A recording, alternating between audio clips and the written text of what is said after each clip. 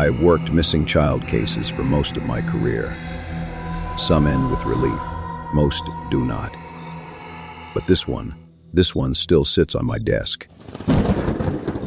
Even after all these years, not because of what was taken, but because of how easily it was taken. People think danger breaks in, that it comes with force, with noise, with chaos.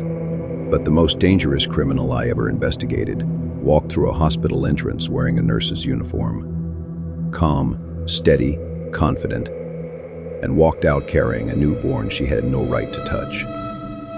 She did not run. She did not panic. She blended, and trust did the rest. People always ask me what part of this case keeps me awake. It is not the abduction, not the forged documents, not the stolen identity. It is the mother's scream, the sound she made when she woke up, reached for her baby's crib, and touched nothing but warm blankets. If she had opened her eyes 30 seconds earlier, we might never have had a case. That is how thin the line is between safety and a lifetime of searching. Cape Town. A young mother, 18, was asleep beside her newborn, 3 days old, barely the size of my forearm. The cameras in the ward showed what still makes my chest tighten. 12:14 a.m. A woman in a crisp nurse's uniform enters.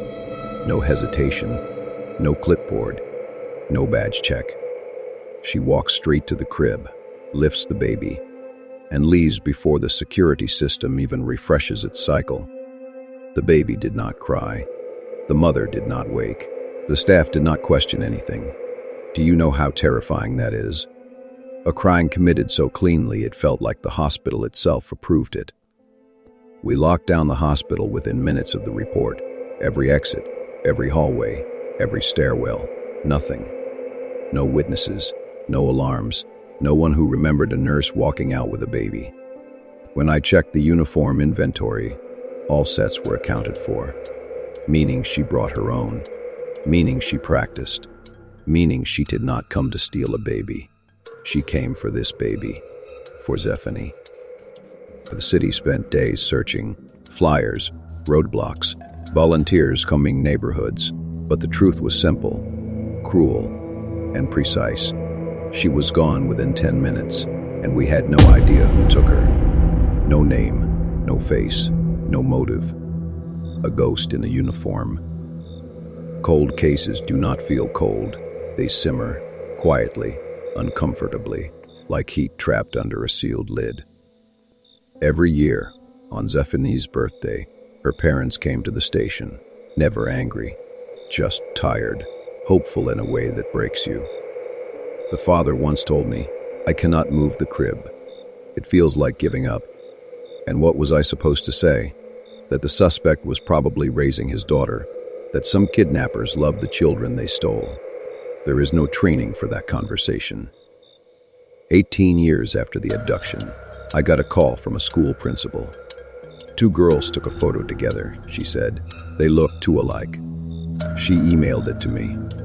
I stared for a full minute before breathing.